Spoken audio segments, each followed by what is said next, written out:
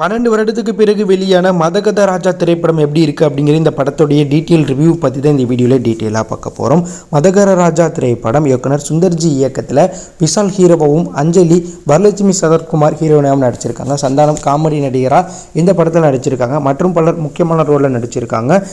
நம்ம விஜய் ஆண்டனி இசையமைப்பில் 12 வருடத்துக்கு முன்பு பொங்கலுக்கு வெளியாக வேண்டிய இந்த மதகத ராஜா திரைப்படம் இப்போ கிடப்பில் கடந்து மிகப்பெரிய எதிர்பார்ப்போட தேட்டில் வெளியே இருக்குது. படத்துடைய கதை சுருக்கம் அப்படின்னு பார்த்தோன்னா, எம்ஜிஆர்னு வரக்கூடிய விஷால் தன்னை சுற்றி இருக்கக்கூடிய நபர்களுக்காக உயிரையே கொடுக்கக்கூடியவர். அந்த வகையில் நீண்ட வருடத்துக்கு பிறகு ஒரு திருமணத்தில் தன் நண்பர்களை சந்திக்கிறாரு விஷால். ஸோ அதற்கப்புறம் விஷாலுக்கும் வில்லனுக்கும் மோதல் வருது. அது எதனால் வருது, அதற்கப்புறம் படத்தில் என்னென்ன சம்பவங்கள் நடந்துச்சு அப்படிங்கிறது தான் படத்துடைய கதை சுருக்கம்.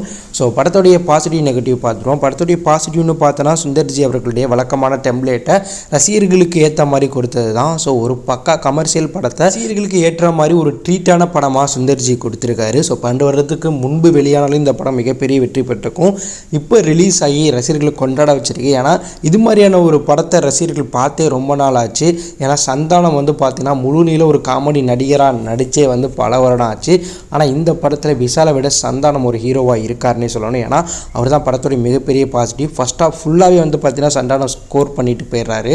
செகண்ட் ஹாஃபில் வில்லனுக்கும் விஷாலுக்கும் ஒரு சில ஃபைட் சீக்வன்ஸ்லாம் வந்தாலும் அங்கேயுமே சந்தானம் ஸ்கோர் பண்ணுறாரு. அதே போல் மனோபாலா கடைசி வரக்கூடிய அந்த 20 செகண்ட் பின்னிட்டார்னே சொல்லணும். ஸோ தியேட்டர் ஃபுல்லாகவே 20 செகண்ட் சிரித்தாங்க. ஸோ மனோபாலா இல்லைனாலும் அவருடைய கெரியர் பெஸ்ட் ஒரு ரோலை அந்த படத்தில் பண்ணியிருக்காரு. ஸோ அது ஒரு வேறு லெவல் ஒரு சீனாக இருந்துச்சு. அதே போல் மணிவண்ணன் விஷால் வில்லனை போட்டு வாட்டுற அந்த சம்பவமே பார்த்தீங்கன்னா ரொம்பவே டிஃப்ரெண்ட்டாக இருந்துச்சு. அதே போல் படத்தில் இடம்பெற்றிருக்க பேக்ரவுண்ட் ஸ்கோர் பாடல்கள் எல்லாமே வைப் மெட்டீரியலாக இருந்துச்சு. விஜய் ஆண்டனியுமே பார்த்தீங்கன்னா நீண்ட வருடத்துக்கு பிறகு வைப் பாட்டில் அவருடைய ஒரு பேக்ரவுண்ட் ஸ்கோரில் ஒரு படத்தை பார்க்கும்போது அதுவுமே ஒரு பழைய நினைவுகளை கண்முள் காட்டுனுச்சு. ஸோ அவருமே பார்த்தீங்கன்னா அவரோட ஒர்க்கை சூப்பராக பண்ணியிருக்காரு. விஷாலோடைய ஆக்டிங் மிரட்டலாக இருந்துச்சு. ஸோ விண்டேஜ் விஷாலை பார்த்தீங்கன்னா அங்கங்கே பார்க்குற மாதிரி இருந்துச்சு. சோனு சூட் விஷாலுக்கு நடக்கக்கூடிய சண்டை காட்சிகள், அதே போல் ஆக்ஷன் சீன் எல்லாமே கொஞ்சம் மிகைப்படுத்துகிற மாதிரி இருந்தாலும் படத்துக்கு தேவையானதை கொடுத்துருக்காங்க. படத்தில் நடிச்சிருக்க நடிகைகள் அவங்களுக்கு கொடுக்கப்பட்ட ரோலை தூக்கலாகவே காட்டி கொடுத்துருக்காங்க. அதே போல் படத்தில் வரக்கூடிய துணை நடிகர்களுமே பார்த்தீங்கன்னா சூப்பராகவே பண்ணியிருக்காங்க. ஸோ ஒட்டுமொத்தமாக ஒரு பக்கா கமர்ஷியல் விண்டேஜ் படத்தை பார்த்த ஃபீல் வந்துச்சு. ஏன்னா தான் 12 வருஷத்துக்கு பிறகு பார்த்தாலும் படத்துடைய காட்சி அமைப்புகள், பேக்ரவுண்ட் ஸ்கோர் எல்லாமே கொஞ்சம் புதுசாக பார்க்குற மாதிரி இருந்துச்சு.